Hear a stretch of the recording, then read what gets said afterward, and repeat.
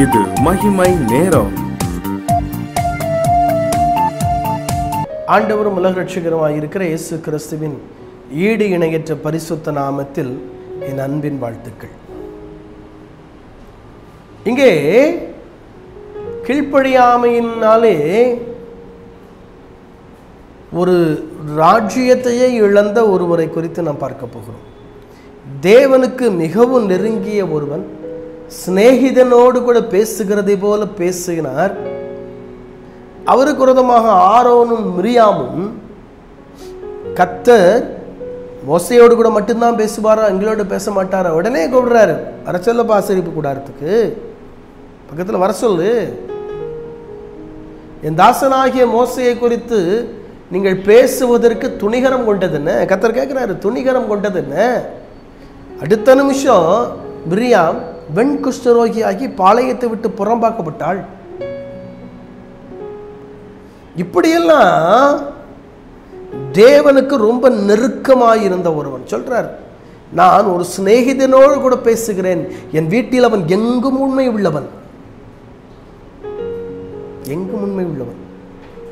மோசையை குறித்து ஆண்டவரே சாட்சி கொடுக்கிறார், என் வீட்டில் அவன் எங்கும் உண்மை உள்ளவன். அப்போ இஸ்ரவேல் ஜனங்கள் கடந்து வருகிறார்கள். கடந்து வரும்போது திடீர்னு பாருங்க, அவங்களுக்கு தண்ணீர் இல்லை. மாறாங்கிற இடத்துக்கு வரும்போது அவர்களுக்கு அங்கே குடிப்பதற்கு தண்ணீர் இல்லாமல் போய்விடுகிறது.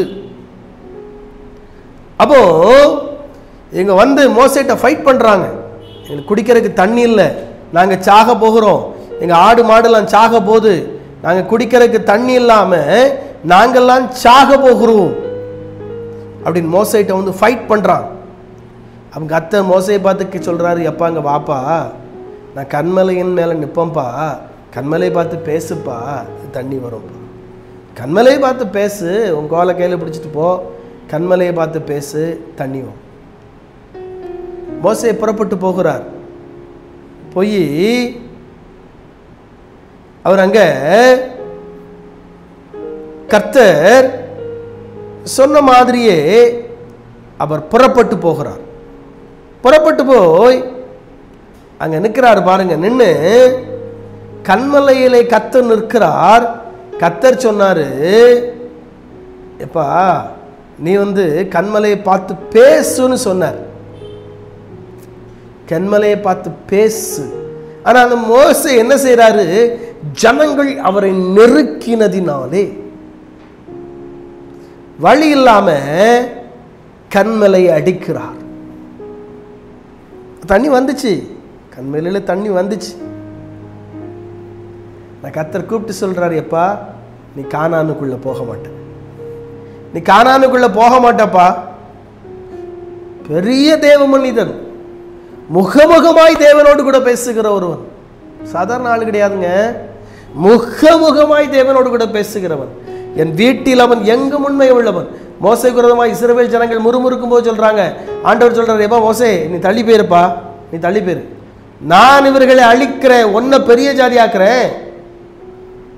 கர்த்தர் இந்த ஜனங்களுக்காக பரிந்து, கர்த்தரிடத்திலே மோசே இந்த ஜனங்களுக்காக பரிந்து பேசுகிறார். பரிந்து பேசுனதுனால ஆண்டவர் விடுதலையாக்குகிறார், விடுதலையாக்குகிறார். அந்த ஜனங்களை அந்த பாவம் அந்த அழிக்காம கர்த்தர் பாதுகாக்கிறார்.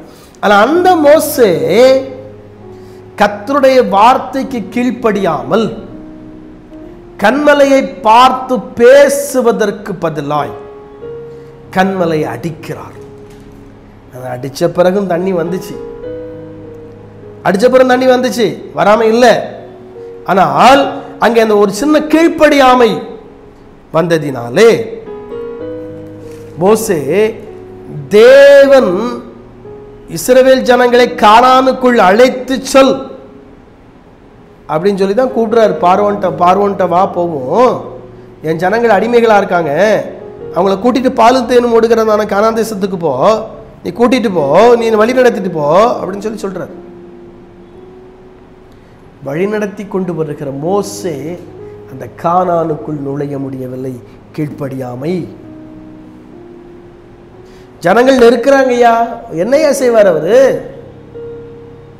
ஜனங்கள் வந்தவரை நெருக்கிறாரு. தண்ணீர்ல போட்டு அரிக்கிறான், நெருக்கிறான், முறுமுறுக்கிறான். மோசேகரமாய் கல்லெறிவதற்கு யுத்தம் பண்ண தோணிக்கிறான். ஆனா இப்படிப்பட்ட சூழ்நிலை மோசே என்னையா செய்வாரு? அவசரப்பட்டு அடிக்கத்தானே செய்வாரு. அவர் மனுஷன் தானே, மாம்சீகத்தில் அது வரதானே செய்யும். என்ன நெருக்கம் வந்தாலும், யார் நெருக்கினாலும், எப்படிப்பட்ட சூழ்நிலைகள் வந்தாலும் தேவன் எதை சொன்னாரோ அதை மட்டும் தான் செய்வது அவருடைய ஊழியக்காரன் அல்லது அவருடைய வேலைக்காரனுடைய வேலை. தேவன் எதை சொன்னாரோ அதை மட்டும் தான் அவன் செய்யும். இன்னைக்கு உங்க வாழ்க்கையில இந்த கீழ்ப்படியாமை என்கிற பாவம் இருக்கிறதா? தேவன் அதை வெறுக்கிறார், ஆண்டவர் அதை வெறுக்கிறார். கர்த்தர் அதற்கு எதிராக அல்ல, ஆண்டவர் அதற்கு எதிராக நிற்கிறார். தெரிந்து கொள்ள வேண்டும். கீழ்ப்படிதல். உங்க வாழ்க்கையில் அந்த கீழ்ப்படிதல் இருக்காங்க. கீழ்ப்படிதல் இல்லைன்னா ஆசீர்வாதத்தை இழந்து போவீர்கள். கீழ்ப்படிதல் இல்லை அப்படின்னா உங்களுக்கு ஆசீர்வாதம் இல்லை, அந்த ஆசீர்வாதம் இழந்து போய் விடுவீர்கள். உங்க வாழ்க்கையில் கீழ்ப்படிதல் இருக்கிறதா? தேவன் கர்த்தர் விரும்புகிற கீழ்ப்படிதல் உங்க வாழ்க்கையில் இன்னைக்கு இருக்குதா? தேவன் எதிர்பார்க்கிற கீழ்ப்படிதல் இன்னைக்கு உங்க வாழ்க்கையில் இருக்கா? யோசித்து பார்க்கணும். தேவன் எதிர்பார்க்கிற, தேவன் விரும்புகிற, கர்த்தர் எதிர்பார்க்கிற, கர்த்தர் விரும்புகிற கீழ்ப்படிதலோடு கூட நான் வாழ்க்கிறேனா? அப்படிப்பட்ட அனுபவம் என்னுடைய வாழ்க்கையில இருக்கிறதா? இதுவரைக்கும் இது என்னங்க பெரிய விஷயமா? இது என்ன பெரிய காரியமா? சின்ன காரியம் தானே.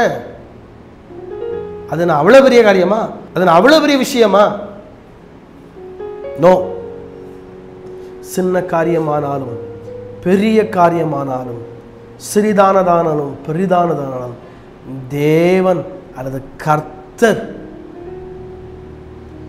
எதை செய்ய சொல்லுகிறாரோ அதை செய்தே ஆக வேண்டும். அதை செய்தே ஆக வேண்டும்.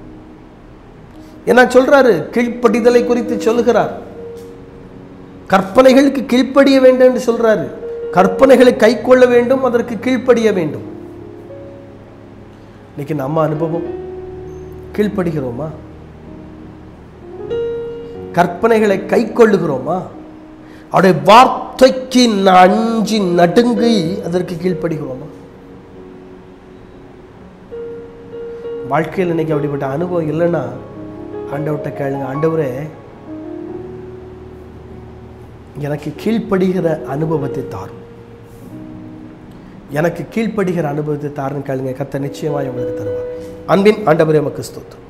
உடைய வார்த்தைக்கு கீழ்ப்படியக்கூடிய அனுபவத்தை நீ எங்களுக்கு தரும்படியாக ஜெபிக்கிறோம். உடைய வார்த்தைக்கு அப்படியே கீழ்ப்படிந்து காணப்படுவதை வச்சு இயேசு கிறிஸ்து நாமத்தில் ஜெபிக்கிறோம் பிதாவே, ஆமென்.